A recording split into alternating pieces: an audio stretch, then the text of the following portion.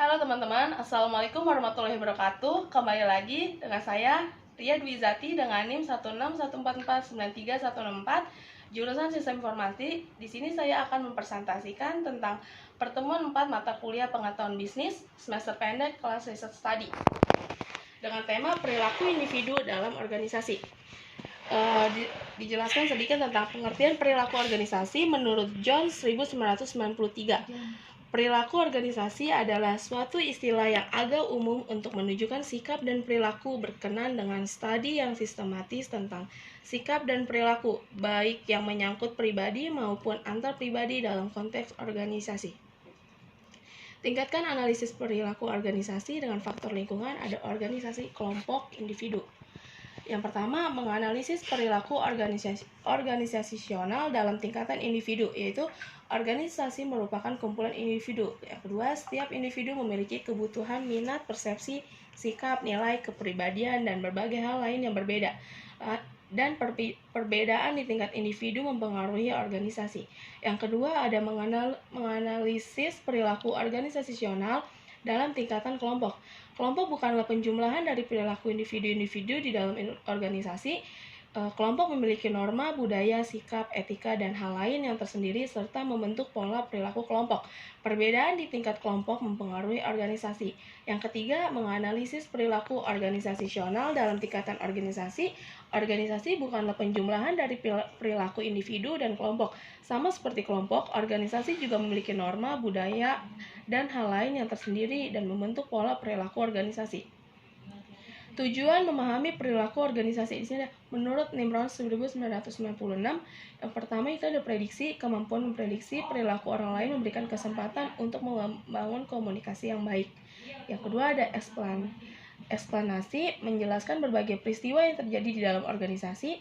Lalu yang ketiga ada pengendalian, kemampuan prediksi dan eksplanasi akan membantu memimpin dalam menjalankan peran mengendalikan individu, kelompok, bahkan organisasi dalam mencapai tujuan bersama. Aspek kemanusiaan dalam organisasi. Memahami perilaku individu akan membantu dalam memahami perilaku organisasi karena pada dasarnya manusia itu homo homini socius. Manusia tidak bisa lepas dari organisasi. Manusia merupakan komponen vital dalam keberadaan dan dinamika sebuah organisasi. Memahami perilaku manusia membutuhkan kerjasama berbagai disiplin keilmuan. Di sini ada beberapa asumsi dasar untuk memahami manusia. Menurut Kate Davis dan John W. Nystrom 1993, yang pertama itu ada perbedaan individu, yang kedua ada orang seutuhnya, yang ketiga perilaku yang termotivasi, yang keempat ada martabat atau nilai manusia. Perbedaan individu. 4 asumsi yang penting menurut Gibson dan kawan-kawan 1982 dan 1989 tentang perilaku individu. Yang pertama, perilaku timbul karena ada stimulus atau penyebab. Perilaku diarahkan kepada tujuan. Perilaku yang terarah pada tujuan dapat terganggu oleh frustasi, konflik, dan kecemasan. Perilaku timbul karena adanya motivasi. Perilaku termotivasi menurut Campbell dan kawan-kawan 1970, motivasi berhubungan dengan yang pertama ada arah perilaku, kedua kekuatan respon yaitu usaha karyawan setelah memilih mengikuti tindakan tertentu, yang ketiga ketahanan perilaku atau beberapa lama orang dapat terus-menerus berperilaku menurut cara tertentu. Penyebab motivasi dapat terkait dengan kebutuhan, kekuatan menjawab pilihan tertentu, adanya usaha untuk memuaskan keinginan yang terdorong oleh nafsu atau logika. Asumsi dasar untuk memahami manusia menurut Nimrod 1996. Untuk dapat memahami perilaku individu, kita perlu memahami karakteristik yang melekat pada individu. Yang dimaksud dengan ciri-ciri biografis, kepribadian, persepsi dalam sikap. Ciri-ciri biografis itu terkait dengan adanya umur, jenis kelamin, status perkawinan, jumlah tanggungan masa kerja. Kepribadian ada 3 pendekatan dalam upaya untuk memahami terjadinya perilaku manusia, yaitu pendekatan kognitif, pendekatan kepuasan, dan pendekatan psikoanalisis. Lebih lanjut, untuk memahami seperti teori personalisis, teori pemenuhan dan kebutuhan Maslow, teori konsistensi, teori 2 faktor, dan teori 2 prestasi dari MC Celan. Atribut kepribadian ada daerah pengendalian, paham otoritarian, orientasi prestasi, dan introversi dan ekstroversi, yaitu ada persepsi. Menurut Robbins 1986, suatu proses dengan mana individu mengorganisasikan dan menafsirkan kesannya untuk memberi arti tertentu pada lingkungannya.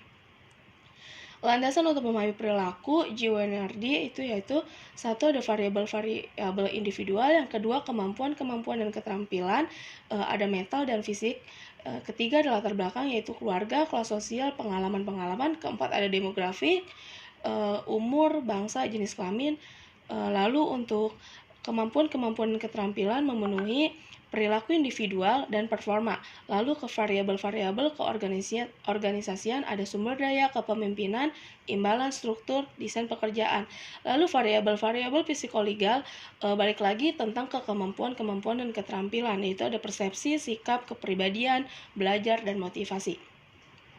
Pembentukan sikap dan perilaku, di sini ada 3 pendekatan yang dapat diaplikasi dalam menelaah proses pembentukan sikap dan perilaku, yaitu pendekatan kognitif sebagaimana dibahas oleh Littlejohn 1992 yang menganalisa mengenai stimulus dan respon.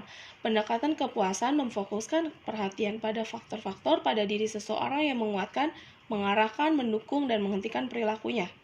Pendekatan psikoanalisis yang mengait kita dengan sepemikiran Sigmund Freud terkait dengan ID, ego, dan superego.